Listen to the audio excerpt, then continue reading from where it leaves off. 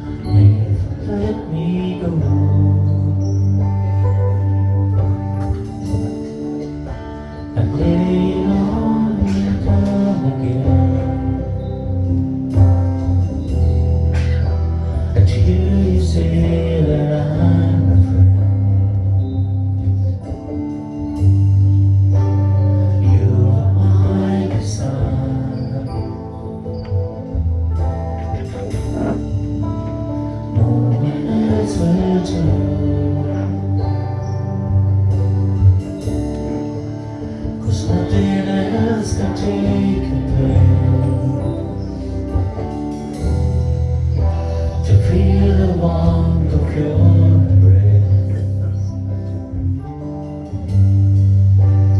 Help me find a way, bring me back to you. You're all I want. You're all I ever need. You're all I want. And I lean on you, on you. You're all I want. You're all I ever needed. You're all I want. Let me know you are near.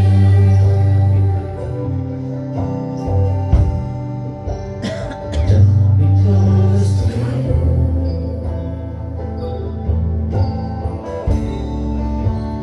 Never let me go.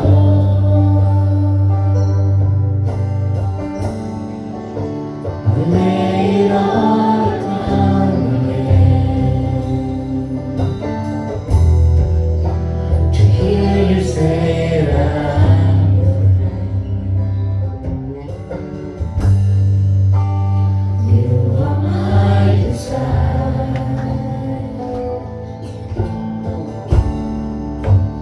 No one else will do.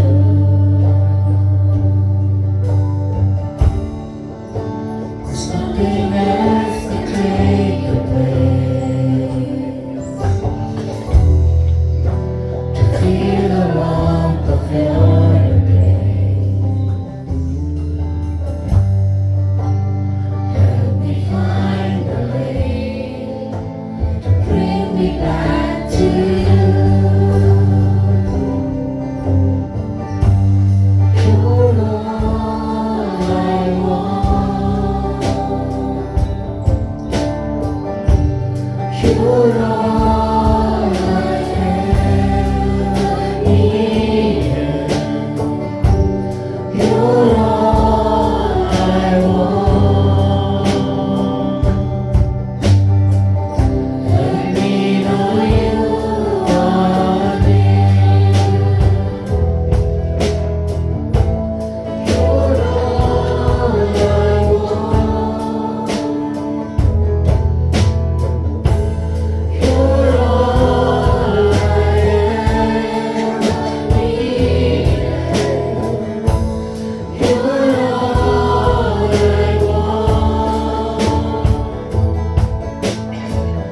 Let me know you are near. Lord, you're all I need, friends.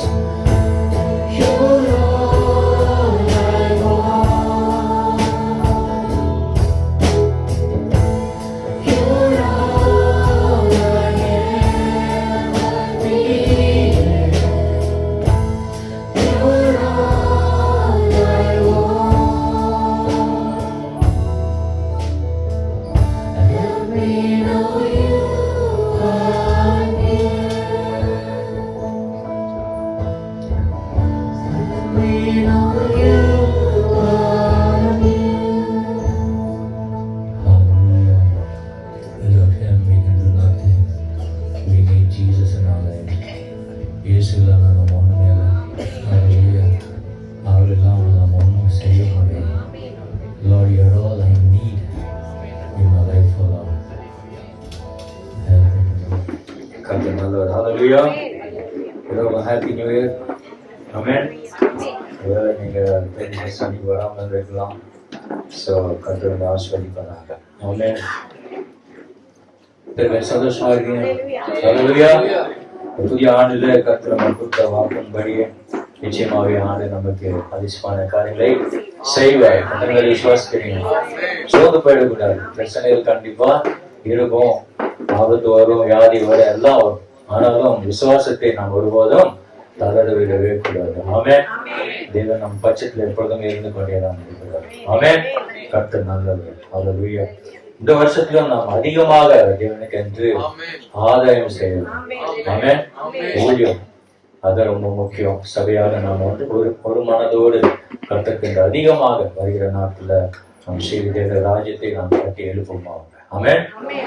ஆவி ஆத்மா சரீரத்தை குறித்துதான ஒரு செய்தியை மத்தியில் பகிர்ந்து கொள்ளலாம் என்று நினைக்கிறேன். லூக்கா எழுதின சுவிசேஷத்தை நாம் திருப்பிக் கொள்வோம். 10ஆம் அதிகாரம் 38, 39 வசனம். லூக்கா 10, 38, 39. அவர் போஜனம் பண்ணுவதற்கு முன் கை கழுவாமல் இருந்தவர்கள் படுக்கையை மைக்ல வாசிங்க சிஸ்டர்.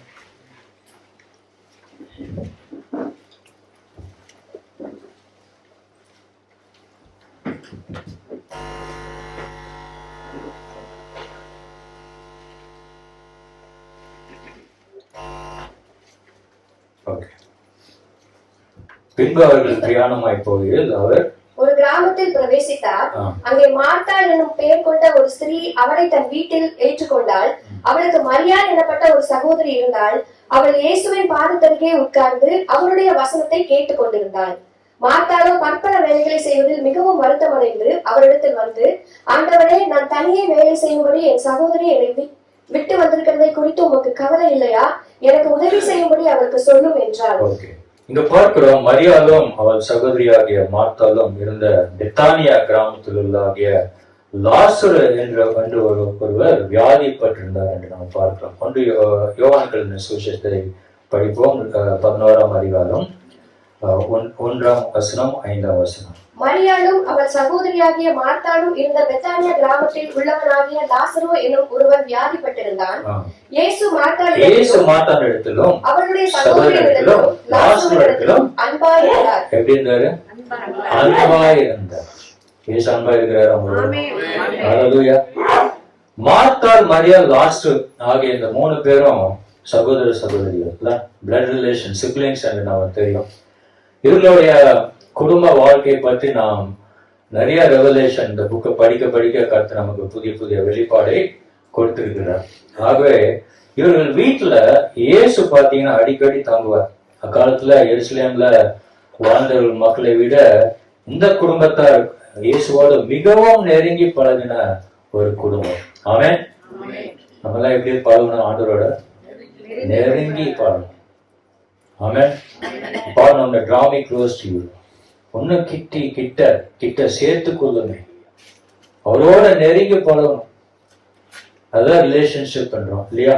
தேவனோடு வேத வாசிப்பிலும் ஜபத்திலும் சபை ஐக்கியத்திலும் இன்னும் அதிகமாக போன வருஷத்தை விட இந்த வருஷம் என்ன செய்யணும்? நம்ம எல்லாருமே ஃபர்ஸ்ட் சண்டே மாத்திரம் நம்ம ஃபுல்லா இருக்கக்கூடாது, எல்லா சண்டேலையும் நிரம்பி வழியணும்.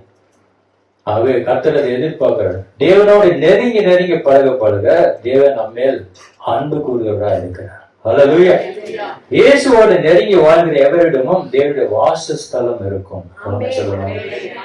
அத வசனம் இருக்குது. பவுல் எழுதியிருக்கிற எபேசியருக்கு எழுதின புஸ்தகம் 2ஆம் அதிகாரம் 21ஆம் வசனம் 22ஆம் வசனம். எபேசியர் 2:21. அவர் மேல் மாளிகை முழுவதும் இசைவாய் இணைக்கப்பட்டு கர்த்தருக்குள் பரிசுத்த ஆலயமாக எழும்புகிறது. அவர் மேல் நீங்களும் ஆவியினாலே தேவனுடைய வாசஸ்தலமாக கூட்டி கட்டப்பட்டு வருகிறீர்கள். ஹல்லேலூயா. அவர் மேல் மாளிகை முழுவதும் இசைவாய் இணைக்கப்பட்டு, நம்மதான் மாளிகை. ஆமென். இயேசு கிறிஸ்து சபைக்கு மூளைக்கல்லா இருக்கிறார். அவர்தான் அஸ்திபார். இயேசுதாங்க அஸ்திபார். அவர் மேல் நம்ம என்ன செய்யறோம்? வாழ்க்கைய கட்டி இருக்கிறோம். ஆகவே மாளிகை முழுவதும் இசைவாய் இணைக்கப்பட்டு கர்த்தருக்குள் எப்படி இருக்கணுமா? பரிசுத்த ஆலயமாக. தேவன் அதை எதிர்பார்க்கிறார். ஆலயம் எப்படி இருக்கணும்? ஆலயம் சொல்லும் போது கட்டடம் கிடையாது, நம்ம தான் ஆலயம். நீங்களே அந்த ஆலயம் என்றார். ஒரு ஆலயத்தை கெடுத்தால் தேவன் அவனை கெடுப்பார் என்று நீங்கள் அறிகிறீர்களா? நீங்களே அந்த ஆலயம். ஆமென். பரிசுத்த ஆலயமா இருக்க வேண்டும். ஒரு கட்டடத்துக்குள்ள வந்து ஒரு கோயிலோ இல்ல ஒரு இந்து கோயிலோ இல்ல நம்ம சபையோ இல்ல ஒரு மசூதிக்குள்ள போய் யாராவது கெட்ட பழக்கம் செய்வாங்களா? சாமி குற்றம்னு சொல்லுவாங்க இல்லையா? கடவுள் தண்டிக்கும். அப்ப கட்டிடத்துக்கு அவ்வளவு முக்கியத்துவம் கொடுக்கும் பொழுது நம்முடைய உள்ளம் எப்படி இருக்கணுமா? பரிசுத்தமா. ஹல்லேலூயா. அதனாலதான் ஆண்டு சொல்ற, பரிசுத்தம் இல்லாமல் ஒருவனும் தேவனை தரிசிக்க வர்ஷிப்பே பண்ண முடியாது, ஆராதிக்க முடியாது. அது புத்தி இல்லாத ஆராதனை ஆயிடும். எது புத்தி உள்ள ஆராதனை? ரோமர் 12:1 பார்க்கிறோம். இப்படி இருக்க சகோதரரே, நீங்கள் உங்கள் சரீரங்களை ஜீவ பலியாக ஒப்பு கொடுக்க வேண்டும். இதுதான் பரிசுத்தம். ஹல்லேலூயா. இருதயத்துல பரிசுத்தமா இருக்க வேண்டும். ஆமென்.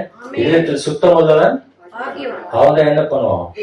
தரிசிக்க முடியும், வர்ஷிப் பண்ண முடியும், கர்த்தரை ஆராதிக்க முடியும். ஆகவே அவர் மேல் மாளிகை முழுவதும் இசைவாய், நம்மளால என்ன செய்யணும்? இப்போ இசைவாய் இணைக்கப்பட வேண்டும். ராமன் சொல்லணும், இந்த வருஷத்துல இணைந்தவர்களாக நம் தேவ ராஜ்யத்தை காட்டி எழுப்ப வேண்டும். ஹல்லேலூயா. இசைந்து ஒரே மனதோடு. 600 பாத்தீங்களா என்ன பண்ணாங்க? மோசே கால வாரி விட்டாங்களா? சொல்லுங்கள, கலந்து போன கையில மோசே நாங்க இருக்கிறோம். உங்களுக்குள்ள எல்லாம் அந்த சபை ஸ்பிரிட் இருக்கணும். இது என்னோட சபை, this is my search, this is my people, my pastor, my elders. அந்த வில்லிங்னஸ் வரணும், இசைந்தவர்களாக. ஹல்லேலூயா. நேர்மையா பாத்தீங்கன்னா எருசலேம் மாலை இடிஞ்சு போச்சு. என்ன பண்ணாரு? இப்ப அழுதாரு. அவருக்குள்ள ஒரு வாஞ்சு, இடிந்து போயிட்டாரு. எருசலேம் கர்த்தருடைய ஆளை இடிந்து போயிடுச்சு, நம்ம திரும்பி காட்டணுமே என்ற அந்த பசிதாகம் அவருக்குள்ள ஒரு வில்லிங்னஸ் வந்துச்சு. உடனே ரூம்குள்ள போயிட்டு உபாசம் பண்ணி அழுது ஜெபித்தார் என்று பாருங்க. அது மாத்திரம் இல்ல, போய் ஜனங்களை எழுப்பினார். ஆமென்.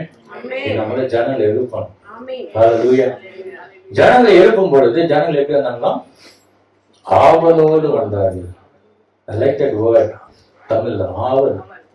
அந்த ஆவல் நமக்குள்ள இருக்கும். சபைக்கு வரும்போது எப்படி வரணும்? சண்டை போட்டு வரக்கூடாது, உற்சாகமாக. ஹல்லேலூயா. லேட்டாவும் வரக்கூடாது. ஆமென். எல்லாம் கரெக்ட் டைமுக்கு வரணும். மியூசிஷியன்ஸ் சரி, சிங்கர்ஸும் சரி, எல்டர்ஸும் சரி, எல்லாம் இந்த வருஷத்துல அதை நம்ம பழக்கி கொள்ளணும். ஆமென். பழைய வருஷம் மாதிரியே இந்த வருஷத்துல நம்மளோட ஆட்டிடியூட்ஸ் எல்லாம் இருக்கக்கூடாது, எல்லாம் மாறணும். ஆமென். ஒருவன் கிறிஸ்தவுக்குள் இருந்தால் அவன் எப்படி இருக்கிறான்? பழசெல்லாம் ஒழிஞ்சிச்சு. ஆமென். எல்லாருமே எப்படி இருக்காங்க? புது சிஷ்யர். ஹல்லேலூயா. அவர் மாளிகை முழுவதும் இசைவாக இணைக்கப்பட்டு கர்த்தருக்குள் பரிசுத்த ஆலயமாய் எழும்புகிறது. அவர் மேல் நீங்களும் ஆவியினாலே தேவனுடைய வாசஸ்தலமாக கூட்டி கட்டப்பட்டு வருகிறீர்கள். ஹல்லேலூயா. அப்ப இயேசுவுடன் நம்ம நெருங்கி வாழ வாழ தேவனுடைய வாசஸ்தலம் நமக்குள்ள. ஆமென். அப்படிப்பட்ட ஜீவித்தை இந்த புதிய ஆண்டுல நம்ம ஜீவிக்க.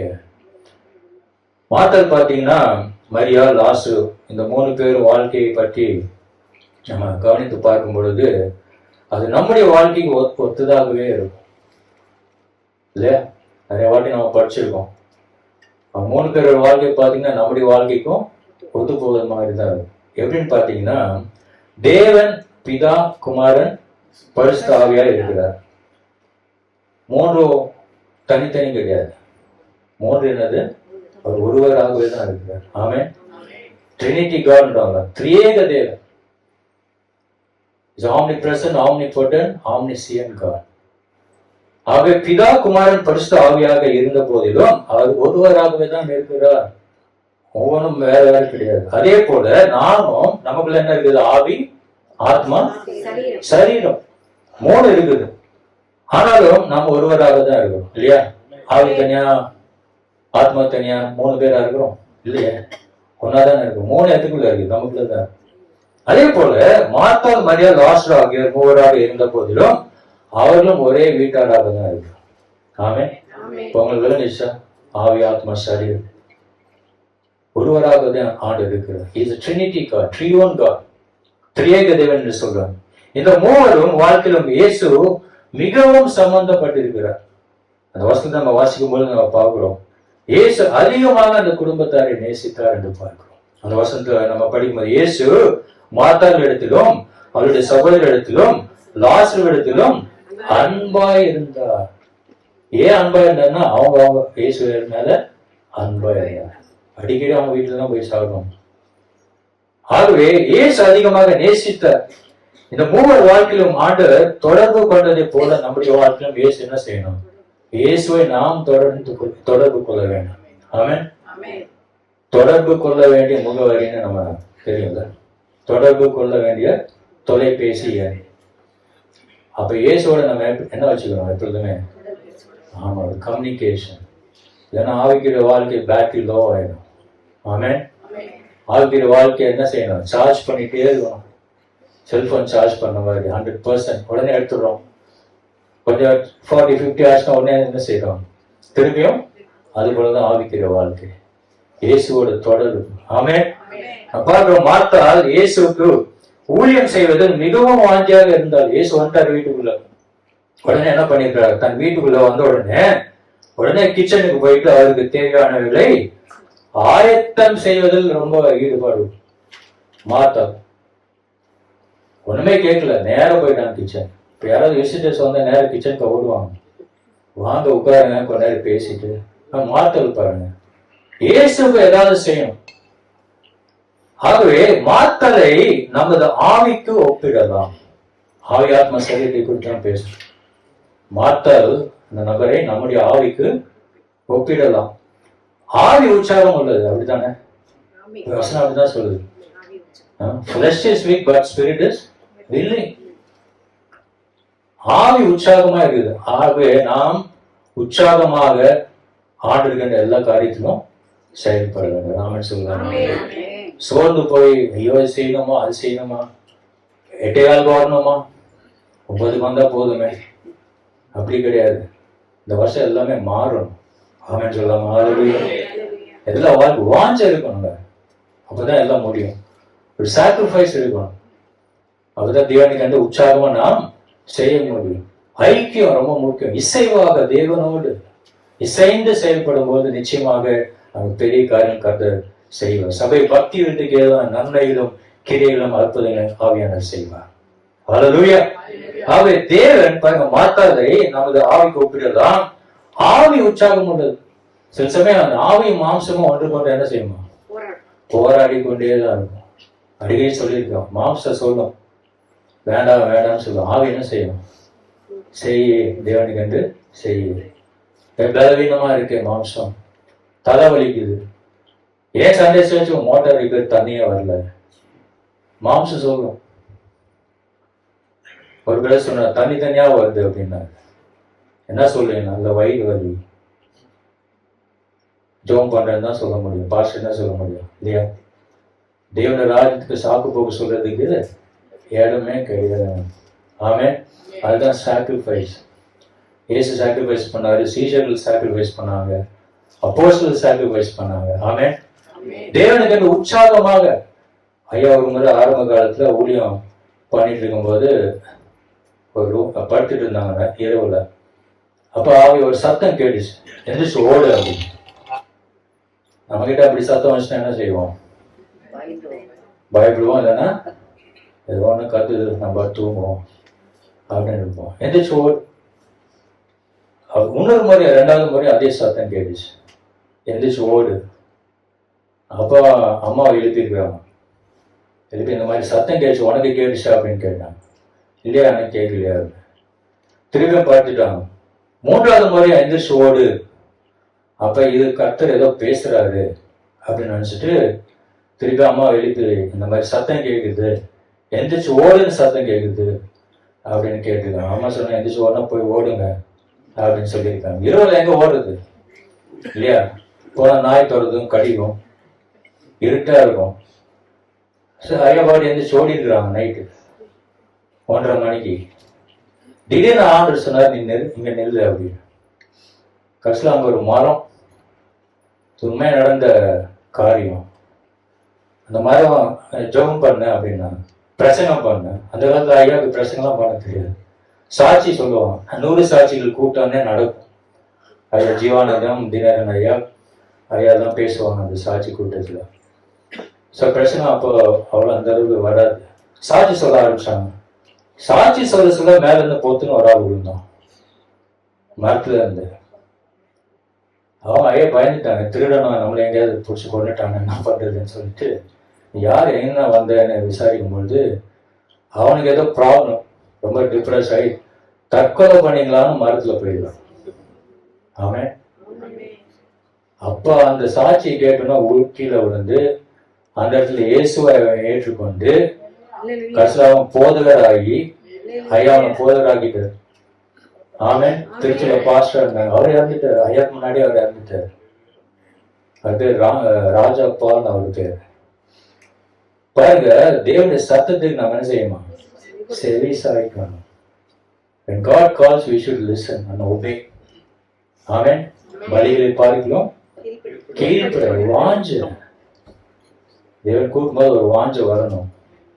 சபைக்கு வர்றது ஒரு வாஞ்ச வரணும். ஃபாஸ்டிங் படி வர்றதுக்கு வாஞ்ச. அடுத்த வாரம் போய்க்கலாம், அப்ப போய்க்கலாம், இப்ப போய்க்கலாம். சாகு போக்கு சொல்லவே கூடாது. இந்த வருஷத்துல இதெல்லாம் நம்ம வாழ்க்கையில மாறணும். நம்ம சபை உற்சாகமான சபையா மாறணும். ஹல்லேலூயா.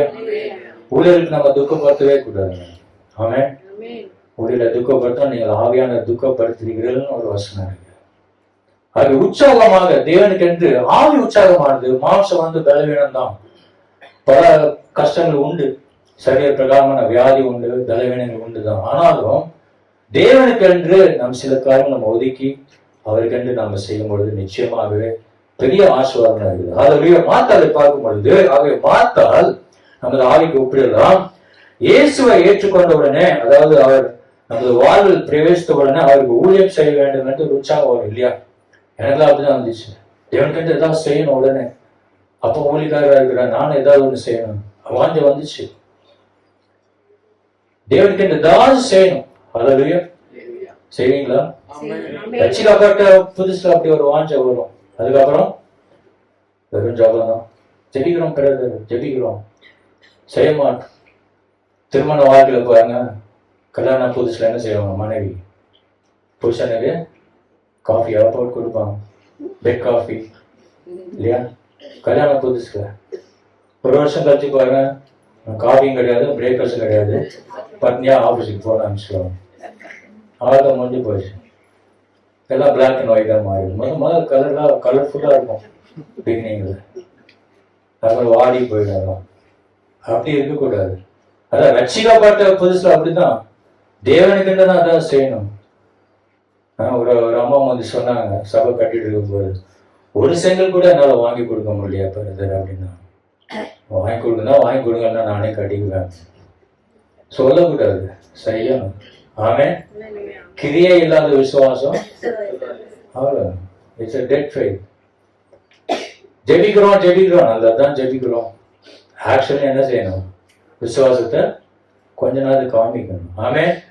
ஆகவே மாத்தால் பாத்தீங்கன்னா அப்படி தேவனுக்கு என்று ஏதாவது செய்யணும்.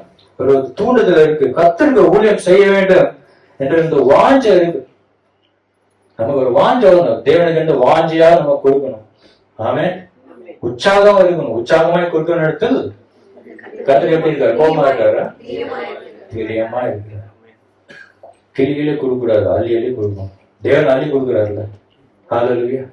எல்லா காரியத்திலும் கொடுக்குற காரியத்திலும் சரி, தேவனுக்கு என்று கொடுக்குற நேரத்திலும் சரி, சபை ஐக்கியத்திலும் சரி, கூடுதலும் சரி. நாட் ஒன்லி ஆன் சண்டேஸ், சனிக்கிழமை உபவாச ஜெபம், பெண்கள் ஐக்கியத்திலும் பல முறை அவங்களுக்கு வாட்ஸ்அப்ல எல்லாம் அனுப்புறாங்க. எல்லாம் மாறணும். ஆமென். இந்த வருஷத்துல நம்முடைய ஐக்கியம், we should grow stronger in fellowship. ஆமென் சொல்லலாம். ஐக்கியத்துல ஓங்கி வளரணும். இன்றைக்கு இந்த வருஷத்துல கடலூர்ல ஒரு சபையை நிறுவிக்க கர்த்தர் நமக்கு அந்த தரிசனத்தை கொடுத்திருக்கிறார். ஆமென். அப்புறம் திருச்சியில அந்த இடத்துல ஒரு சபையை உருவாக்கும் என்று தேவன் பேசியிருக்கிறார். இப்படி மறைமலை நகர்ல இப்படி பல ஊழியங்கள் இருக்கு. நம்மளும் ஒன்று சேர்ந்தாதான் செய்ய முடியும். ஆமென். எவ்வளவு ஊழியங்கள் இருக்கு. நம்ம வராம போனா எப்படி ஊழியம் நடக்கும்? ஆகவே ஒதுக்கணும். சில நேரத்தை என்ன செய்யும்? தேவனுக்கு என்று ஒதுக்க வேண்டும். ஆகவே மார்த்தாளோட வாழ்க்கையில பார்த்தோம்னா பவுல் நல்ல சொல்ற எபேசியர் 3 படிங்க. எபேசியர் 3:7 தேவனுடைய பலத்த சத்துவத்தால் எனக்கு அளிக்கப்பட்ட வரமாகிய அவருடைய கிருபையினாலே இந்த சுவிசேஷத்துக்கு ஊழியக்காரன் நானே. ராமன் சொல்லலாம். அவருடைய பலத்த ஆவி உற்சாகம் உள்ளதுதான். ஆனாலும் பவுல் சொல்றாரு, ஆண்டவரே முள்ள எடுத்து போகணும். 3 முறை கதறார். ஏதோ ஒரு ப்ராப்ளம் அவருக்கு. தேவனை எடுத்து போறேன்னு சொன்னாரு. பவுல் ஜெபத்தை ஆண்டவர் கேட்கவே இல்லைங்க. என்ன சொன்னாரு? முள்ளு இருக்கட்டும், ஆனாலும் என் கிருபை அந்த முள்ளு மேல இருக்கும். உன் பலவீனத்தில் என் பலன், என் கிருபை உனக்கு போதும். ஆமென் சொல்லணும். நமக்கு அப்படிதான் பலவீனங்கள் உண்டு, ஆனாலும் தேவனுடைய கிருபை அந்த பலவீனத்தில் உண்டு. கிருபை வரும் பொழுது நம்மை தாங்கும். பலத்த சத்துவத்தால் எனக்கு அளிக்கப்பட்ட வரமாகிய அவருடைய கிருபையினால நான் ஊழியக்காரனா இருக்கிறேன். கிருபைனா ஒண்ணும் இல்லை. ஆமென். தேவனுக்கு என்று ஊழியம் செய்யணும். சபைக்கு ஊழியம் அவசியம் தேவை. எத்தனை பேர் விசுவாசிங்க? ஊழியம் இல்லாத சபையே கிடையாது. ஊழியம் அவசியம் தேவை சபைக்கு. சபைக்கு 5 விதமான ஊழியங்களை ஆண்டவர் கொடுத்திருக்கிறார் இல்லையா? நமக்கு எல்லாம் தெரியும். ஆகவே நாம் ஒவ்வொருவரும் ஏதாவது ஒரு ஊழியம் செய்ய வேண்டும். செய்வீங்களா? ஆமென். தேவனுக்கு இந்த ஏதாவது இந்த புதிய வருஷத்துல அந்த வாணியம் ஏதாவது ஆத்மா பாரும். ஆமென். பாருங்க, எத்தனை பேர் அழிந்து போறாங்க. நீங்க ஆக்சிடென்ட்ல செத்து போறாங்க, வியாதியில செத்து போறாங்க, ரட்சிக்கப்படாத மக்கள் இருக்கிறாங்க, நம்ம ஃப்ரெண்ட் சர்க்கிள் இருக்கிறாங்க, கொலீக்ஸ் இருக்கலாம். தேவன் எதற்காக நம்ம வைத்திருக்கிறார்? ஒரு சாட்சியாக. அதுலயும் பிரசங்கம் பண்ணா கூட நம்ம சாட்சி சொல்லலாமே. சாட்சியில தொடர்பு எவ்வளவு பேர் இருக்கிறாங்க. இப்படிப்பட்ட ஒரு நபரை ஆண்டவரை மாட்டிட்டாரு. என்னோட சாட்சிக்கு என் நண்பர்கள் எல்லாம் மாறிட்டாங்க. எல்லாம் ட்ரக் அடிக்ட்ஸ், ஆல்கஹாலிக்ஸ், ஒரு சில பாஸ்டர் கூட இருக்கிறாங்க. ஆமென். தேவன் பாருங்க, அப்படி நம்ம வாஞ்சை வரும் பொழுது, உற்சாகமாக நம்ம கத்தருக்கு செய்யும் பொழுது கத்தர் அந்த நபரை வல்லமையாக பயன்படுத்துகிறார். சபையில நம்ம ஊழியம் அவசியம் தேவை. ஒவ்வொருவரும் ஒரு ஊழியம் செய்ய வேண்டும். ஆமென். ஒவ்வொருக்கும் ஒரு அழைப்பு இருக்கு இல்லையா? இல்லையா? இருக்கா இல்லையா? ஆமென். தேவன் நம்மளை அழைத்திருக்கிறாரா? ஏதாவது ஊழியம் இருக்கு. ஆகவே பாருங்க, வரங்களில் வித்தியாசம் உண்டு. நம்ம படிக்கிறோம் கொரிந்தியர் எழுதின புஸ்தகத்துல ஊழியங்களில் வித்தியாசம் உண்டு, அழைப்புல வித்தியாசம் உண்டு. ஆனா ஆவியானவர் ஒருவர் தான். அவர் ஒருவரே எல்லா கிரியை செய்கிறது. ஆமென். அந்த ஆவியானவர் நமக்குள் பிரவேசிக்கும் போது நாம் நமது ஆவியில் உற்சாகம் அடைந்து கர்த்தருக்கு ஊழியம் அருமையா செய்ய முடியும். எவ்வளவு பெரிய விசுவாசம். ஆமென். ஆவியில உற்சாகம் வந்தாலே போதும், இந்த பலவீனெல்லாம் மறந்துடும். அல்லேலூயா. அப்படிதான் உன் பலவீனத்தில் என்பதன் இளம் ஊழியம் செய்யணும். என் கிருபை போதும். போல் சொல்றாரு, அவருடைய கிருபையினாலே இந்த சுவிசேஷத்திற்கு ஊழியக்காரனானேன். அவருடைய கிருபை அதிகமா வேணும். ஆனால் இயேசு பாருங்க, இயேசு மாத்த மாதிரிய லாஸ்ட் வீட்டுக்குள்ள வந்தோடனே அந்த அவருக்கு ஊழியம் செய்ய புறப்பட்ட அந்த மாத்தாலை போல சில பேர் நம்ம ஆகி விடுறோம். என்ன பண்ண மாத்தா? பற்பல வேலைகள் செய்வதில் வருத்தம் அடைந்தார். கம்ப்ளைண்ட் இல்லையா? கம்ப்ளைண்ட் ரொம்ப ஒரு பெரிய சின்னாவே இருக்கும். இது சரியில்லை, அது சரியில்லை, மரியா ஹெல்ப்பே பண்ண மாட்டான். ஏசி வீட்டுல போய் கம்ப்ளைண்ட் பண்ண, ஹெல்ப் பண்ணணும்னு கொஞ்சம் சொல்லுங்க, கவுன்சில் பண்ணுங்க, பிரசங்கமா பண்ணிட்டு இருக்கிறீங்களே என்று மாத்தால் ஏசி கிட்ட போய் சொல்ல. பாருங்க, பற்பல வேலையை செய்வதில் வருத்தமா இருந்தார். ஏனெனில் அவர் தன்னை ஆயத்தப்படுத்திக் கொள்ளவில்லை. மாத்தல் என்ன செய்யல? தன்னை ஆயத்தப்படுத்தி. உள்ள செய்யணும். முதல்ல என்ன செய்யணும்? சபைக்கு வரும்போது ஆயத்த கூட்டம் வைக்கிறோம்ல, கம்யூனியன் ப்ரிப்பரேட்டரி சர்வீஸ். எவ்வளவு பேர் வந்தீங்க? கொஞ்சம் எக்ஸாமின் பண்ணி பாருங்க. ஆயத்தத்தோடு எடுக்கும்போது நிச்சயமாக தேவனுடைய வல்லமை நீங்க உணர முடியும். ஆமென். எதை முதலாவது செய்ய வேண்டும், எதை இரண்டாவது செய்ய வேண்டும் என்பதை நாம் நிதானித்து எல்லாவற்றையும் செய்ய வேண்டும். சும்மா எல்லாத்தையும் இழுத்து போட்டு செய்யக்கூடாது. சுத்தமா வீட்டுல அப்படித்தான்ல, இது செய்யணும் அது செய்யணும், 100 வேலை செய்வாங்க. கடைசியில் இடுப்பெல்லாம் வலிக்குது, தலை வலிக்குது. அப்படி இருக்கக்கூடாது. எதை செய்யணுமோ அதை செய்யணும். ஆமென். கர்த்தர் பாருங்க நல்லவர். இயேசுவுக்கு எல்லாவற்றையும் செய்ய மாத்தல் நினைத்தால் உற்சாகம் மிகுதியால் ஆவி நம்ம பார்க்கும் உற்சாகம் உள்ளது. ஆனா இயேசுக்கு ஊழியம் செய்கிற ஆர்வத்தில் இதை செய்யணும் அதை செய்யணும். அப்படி பாருங்க, அந்த மாத்தலோட வாழ்க்கையில அநேக காரியங்களுக்காக நீ கவலைப்பட்டு இருக்கிறாய் என்று இயேசு சொன்னார் இல்லையா? அநேக காரியம். நம்மளும் அப்படிதான். இது நடக்குமா அது நடக்குமா, இந்த பிரச்சனை தீராதா, இப்பதான் ஆண்டவன் ஜெபத்தை கேட்பார். பல காரியங்களுக்காக நம்ம என்ன செய்யறோம், கலங்கி தவிக்கிறோம். ஊழியம் செய்ய வேண்டாம் என்று ஆண்டவர் சொல்லவே இல்லை. மாத்தாளை பார்த்து, ஆண்டவர் மாத்தாளை பார்த்து, மாத்தாலே நீ கிச்சன்ல இருக்கிற கேஸ் ஸ்டவ் ஆஃப் பண்ணிட்டு என் பக்கத்துல வந்து உட்காருன்னு சொல்லுங்க. என்ன சொன்னாரு ஆண்டவர்? நம்ம பாக்குறோம் ஊழியம் அவசியம் தான். முதலாவது என்ன செய்யணும் ஆண்டவர் சொன்னாரு, அதே சமயத்தில் நமது ஆத்மாக்களை மனவாட்டியாக ஆயத்தப்படுத்த நீ ரெடியா இருக்கியா? ராமன் சொல்லுவாங்க, நம்முடைய ஆத்மாக்களை என்ன செய்யணுமா? ஆமா, மனவளம் வரப்போகிறார். மனவாட்டிய சபை எப்படி இருக்கணும்? ஆயத்தத்தோடு எந்நேரமும் கர்த்தர் வர இருக்கிறார். எது நடந்தாலும் சரி, மரணம் வந்தாலும் சரி, தேவனுடைய வருகை வந்தாலும் சரி, நம்ம என்ன செய்யணும்? ஆயத்தமா இருக்கணும். அங்க போறதுக்குதான் நான் இவ்வளவு பிரயாசப்படுறோம். அப்ப ஆயத்தம் இல்லாம வேற எங்க போயிட்டோம்னா எல்லாமே பிரயாசப்பட்டதுன்னா வீணா போயிடும். அப்ப ஆண்டு அதான் அவர் எதிர்பார்க்கிற மாத்தாள் கிட்ட. அப்ப நம்ம பார்த்தது மாத்தாள் நமது ஆவிக்கு ஒப்பிடலாம். ரெண்டாவது பார்க்கிறோம் மரியாள் நம்ம ஆத்மாவுக்கு ஒப்பிடலாம். அதாவது மாத்தாள் ஆவிக்கு ஒப்பிடலாம். ரெண்டாவது மரியாள் நமது ஆத்மா கர்த்தருடைய பாதத்துல அமர்ந்திருக்க வேண்டும். ராமன் சொல்லுவாங்க, தாவீது அப்படிதான். ஆத்மாவே ஏன் கலங்குகிற, ஏன் தியங்குகிற, தேவனிடத்தில் காத்திரு. ஆத்மா எப்பவுமே தேவன் அமர்ந்திருக்க வேண்டும். ஆமென். ஆத்மா வாழ்வது போல நீ எல்லாவற்றிலும் வாழ்ந்து சுகமாயிரு. ஆத்மா கெட்டு போச்சுன்னா ஒண்ணுமே இல்லை. உலகத்தையே ஆதாயப்படுத்தி கொண்டாலும் ஆத்மாவை நஷ்டப்படுத்திக் கொண்டு என்ன லாபம்? ஆத்மா ரொம்ப முக்கியம். ஆகவே அந்த ஆத்மா தேவனுடைய பாதத்துல அமர்ந்திருக்க வேண்டும். உலகத்துல பெரிய பெரிய ஊழியக்காரங்க நம்ம பார்த்துருக்கோம், ஆயத்தம் இல்லாமல் ஜெபம் இல்லாமல் ஊழியம் செய்ய. ஐயா டிஜிஎஸ் தினகரன் ஐயாவோட புஸ்தகத்தை படித்திருக்கிறேன். ஒரு மீட்டிங் போனார்னா 4 மணி நேரம் முழங்கால் படிட்டு ஜெபிச்சு தான் போவாராம். மீட்டிங் இல்லாத சமயத்துல வீட்டுல 6 மணி நேரம் ஜெபிப்பாராம். இப்படி பல, அதனால கர்த்தர் வல்லமே எடுத்து பயன்படுத்துகிறார். ஹல்லேலூயா. அநேக ஊழியர்கள், அவர் மாத்திரம் இல்லை, எவ்வளவு ஊழியர். ஐயாவோட முட்டியெல்லாம் பாத்தீங்கன்னா பிளாக்கா இருக்கும். முட்டி போட்டு ஜெபம் பண்ணிட்டே இருப்பான். அந்த காலத்துல வயசான பிறகு அவனால முடியல.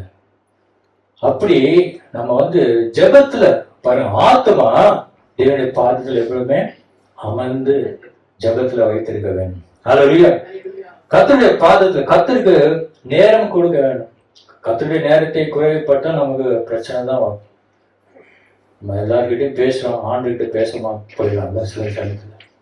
அதனால அவரோட எப்பொழுதுமே என்ன செய்யணுமா, தொடர்பு கொண்டே இருக்கும். எந்த அளவுக்கு நம்ம அதிகமா கர்த்தருக்கு காத்திருக்கிறோமோ அந்த அளவுக்கு கர்த்தர் நமக்கு புதிய பலனை கொடுப்பார். ஹல்லேலூயா. எந்த அளவுக்கு நம்ம கர்த்தருக்கு நாம் காத்திருப்போமோ நம்ம வெட்கப்பட்டு போகாதபடிக்கு கர்த்தர் நம்ம காப்பார். எந்த அளவுக்கு கர்த்தருக்கு நம்ம காத்திருக்கிறோமோ கர்த்தர் நம்ம பூமியை சுதந்திரத்துக்கு கர்த்தர் நம்ம வல்லமை கொடுப்பார். ஹல்லேலூயா. ஆசீர்வாதத்தை கொடுக்கிறார். கர்த்தருக்கு காத்திருப்போர் புது பலன் அடைந்து வெட்கப்பட்டு போவதில்லை, பூமியை சுதந்திரிப்பார்கள் என்று நம்ம பார்க்கிறோம். ஆகவே ஆவி உற்சாகத்துடன் ஊழியம் செய்ய வேண்டும். ஆமென்.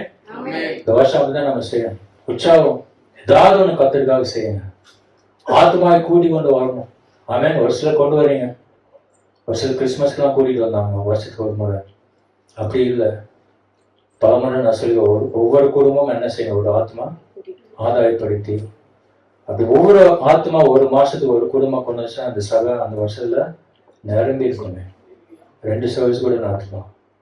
ஆமென். பிரயாசப்படணும், வாஞ்ச நமக்குள்ள வரணும் இந்த புதிய வருஷத்துல. ஆகவே ஆவி உற்சாகம் உள்ளது. ஆகவே இந்த ஆவிக்கும் ஆத்மாக்கும் சரீரம் உண்டு என்பதை மறந்து விடக்கூடாது. ஆவிக்கும் ஆத்மாவுக்கும் என்ன உண்டு? சரீரம் உண்டு. இந்த சரீரம் என்று சொல்லும் பொழுது லாசரு நமது சரீரத்திற்கு ஒப்பிடலாம். முதலாவது மரியாள் ஆவிக்கு ஒப்பிட்டு பார்த்தோம், மாத்தாள். இரண்டாவது மரியாள் ஆத்மாவுக்கு. மூன்றாவது லாசரு நமது சரீரத்துக்கு ஒப்பிடலாம். எபேசியர் எழுதின புஸ்தகம் 1ஆம் அதிகாரம் 23ஆம் வசனத்தை படிப்போம். எல்லாவற்றையும் எல்லாவற்றாலும் நிரப்புகிறவருடைய நிறைவாகிய சரீரமான சபைக்கு அவரை எல்லாவற்றிற்கும் மேலான தலையாக தந்திருக்கிறார். எல்லாவற்றையும் எல்லாவற்றிலும் நிரப்புகிறவருடைய நிறைவாகிய சரீரமான சபைக்கு கிறிஸ்து தாங்க தலை, சபைக்கு தலையா. ஆமென். ஆகவே அந்த சரீரம் கிறிஸ்து இயேசுவின் சபையாக சொல்லப்பட்டிருக்கிறது. ஆமென். லாசு நம்ம சரீரத்துக்கு ஒப்பிடலாம். ஆனால் நம்முடைய சரீரம் கிறிஸ்து இயேசுவின் சபை.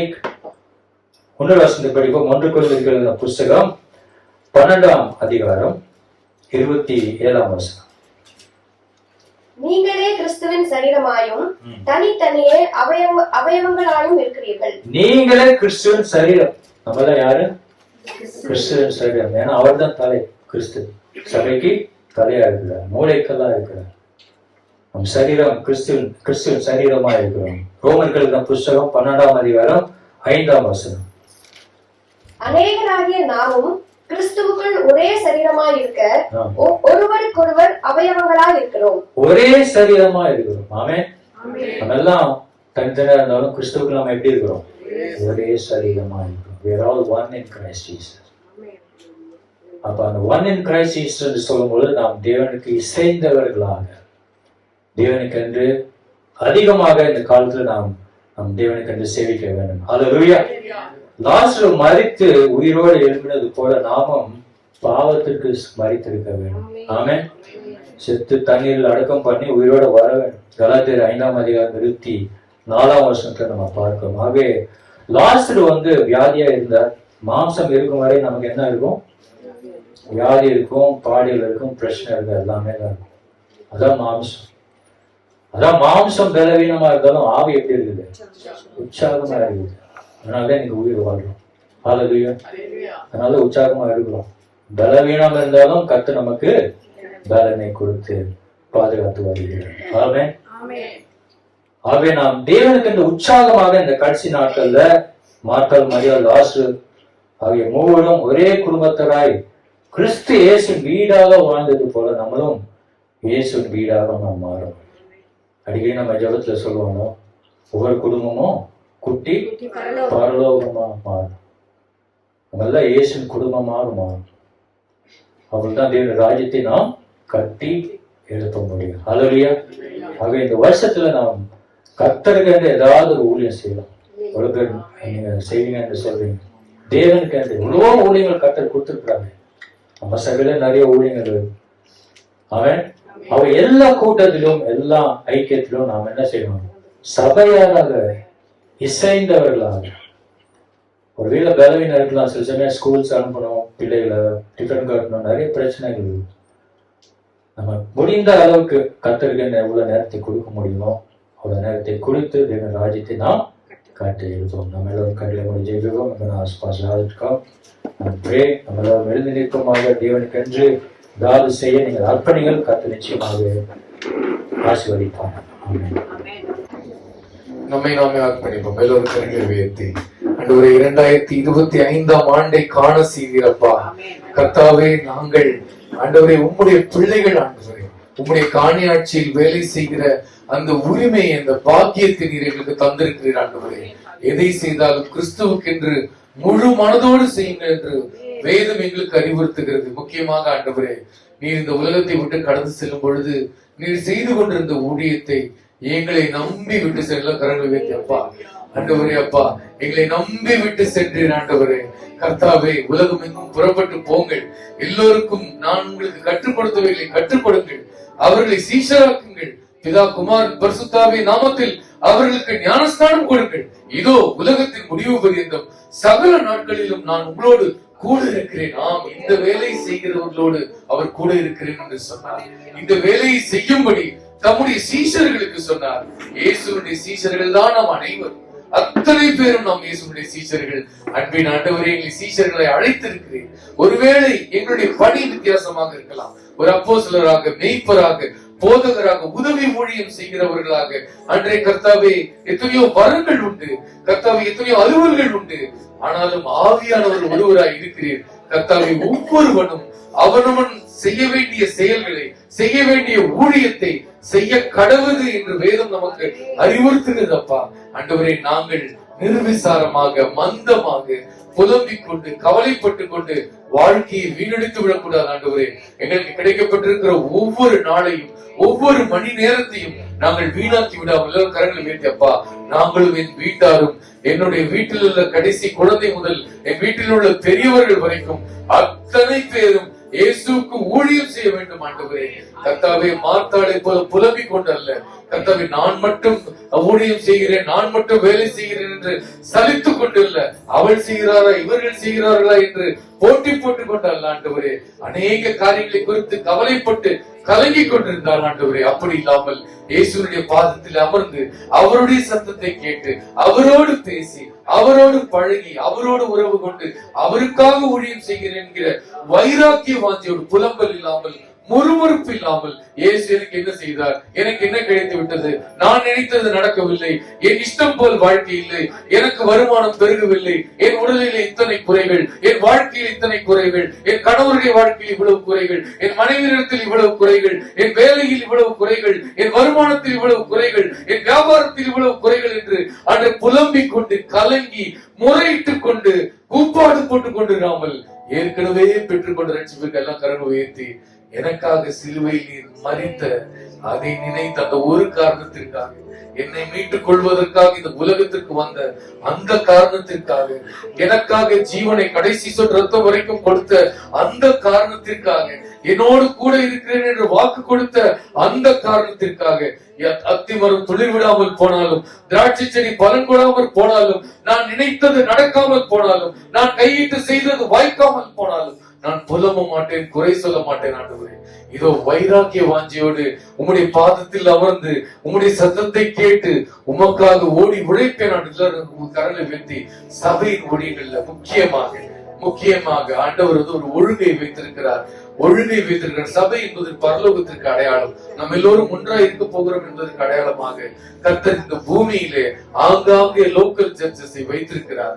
எல்லோரும் இணைந்து செயல்பட வேண்டும் என்று கர்த்தர் விரும்புகிறார். இது ஒன் மேன் ஷோ அல்ல. இங்கே ஹீரோஸ் ஹீரோயின்ஸ் இல்ல. இங்கே அத்தனை பேரும் ஹீரோஸ் தான். இங்கே அத்தனை பேரும் கர்த்தருடைய பிள்ளைகள், அத்தனை பேரும் ஆசாரியர்கள், அத்தனை பேரும் ராஜாக்கள், அத்தனை பேரும் ராஜாத்திகள். ஆண் என்றும் இல்லை, பெண் என்றும் இல்லை, யூதன் என்றும் இல்லை, கிரேக்கன் என்றும் இல்லை, எஜமானன் என்று இல்லை, அடிமை என்று இல்லை. கிறிஸ்துவுக்குள் அத்தனை பேரும் புது சிருஷ்டியா இருக்கிறோம். கிறிஸ்துவுக்குள் அத்தனை பேரும் அவருடைய பிள்ளைகளாக இருக்கிறோம். ஆண்டவரே, நாங்கள் வேலை செய்ய வேண்டும்.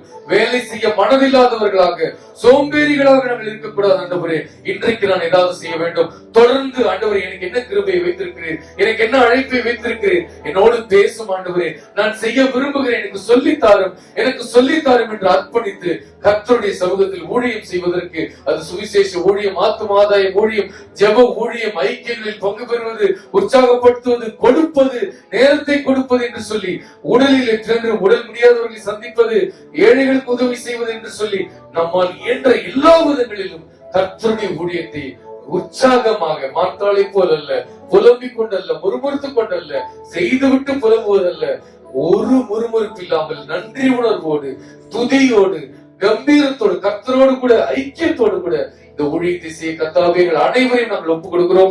இந்த ஆண்டு இருந்த வண்ணம் நாங்கள் இருக்கக்கூடாது. ஒரு மாற்றத்தை எங்களுடைய வாழ்க்கையில், எங்கள் குடும்பத்தில, எங்களுடைய பிள்ளைகளுடைய வாழ்க்கையில், எங்கள் திருச்சபையுடைய வாழ்க்கையில் ஒவ்வொரு தனிநபருக்கும் தரும்படி நாங்கள் ஜெபிக்கிறோம். ஒரு பெரிய மாற்றம் உண்டாகட்டும் ஆண்டவரே. கர்த்தாவே, ஆண்டவரே, ஆரோனும் ஊரும் போல, மோசையோடு நின்றது போல பாஸ்டரோடு நாங்கள் நிற்க, அவரை தாங்க கர்த்தாவே, ஆண்டவரே, கர்த்தாவை உற்சாகப்படுத்த, ஆண்டவரே, மனவேதனையோடு அல்ல, உற்சாகமாக இந்த ஊழியத்தை செய்யும்படி உறுதுணையாக நிற்க எங்கள் அத்தனை பேருக்கும் கிருபை பாராட்டும். இயேசுவின் நாமத்தில் ஜெபிக்கிறோம் பிதாவே. அவன் பாடும்போது நமக்கு தேவனை கண்டு மனப்பூர்வமாக கத்தரை குழுப்பமாக தேவனை ஒழித்து தாங்கள் கத்தரை ஆசீர்வதிப்பார்கள். தேவனை துதித்தீர், சபையில் தேவன் எழுந்தருள, ஒரு மனதோடு அவர் நாமத்தை துதிகள் செலுத்தி போற்றிடுவோம். ஒரு மனதோடு அவர் நாமத்தை துதிகள் செலுத்தி போற்றிடுவோம். ஹல்லேலூயா தேவனுக்கே, ஹல்லேலூயா கர்த்தருக்கே, ஹல்லேலூயா பரிசுத்தருக்கே, ஹல்லேலூயா அல்லேலூயா தேவனுக்கே, அல்லேலூயா கர்த்தருக்கே, அல்லேலூயா பரிசுத்தருக்கே, அல்லேலூயா ராஜனுக்கே. எங்கள் காலடி வழுவிடும், எங்கள் நடைகளை சீரப்படுத்தும் கண்மணி போல காத்தருளும்.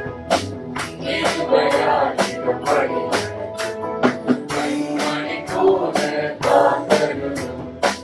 கிருபையாயிரம் படி. அல்லேலூயா தேவனுக்கே, அல்லேலூயா கர்த்தருக்கே, அல்லேலூயா பரிசுத்தருக்கே, அல்லேலூயா ராஜனுக்கே, அல்லேலூயா தேவனுக்கே, அல்லேலூயா கர்த்தருக்கே, அல்லேலூயா பரிசுத்தருக்கே, அல்லேலூயா ராஜனுக்கே. சபை உம்மை அழைக்கிறோம், சகாயம் பெற்று வாழ்த்திடுவோம், சாத்தானை என்றும் ஜெயித்திடுவோம். சாகும் வரை சாத்தானை என்றும் ஜெயித்திடுவோம். சாகும் வரை அல்லேலூயா தேவனுக்கே, அல்லேலூயா கர்த்தருக்கே, அல்லேலூயா பரிசுத்தருக்கே, அல்லேலூயா ராஜனுக்கே, அல்லேலூயா தேவனுக்கே, அல்லேலூயா கர்த்தருக்கே, அல்லேலூயா பரிசுத்தருக்கே, அல்லேலூயா ராஜனுக்கே.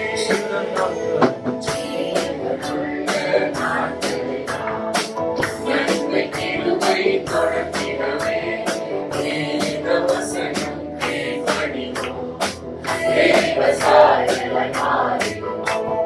வேத வசனம் கீழ்ப்படிவோம், தேவ சாயலாய் மாறிடுவோம். அல்லேலூயா தேவனுக்கே, அல்லேலூயா கர்த்தருக்கே, அல்லேலூயா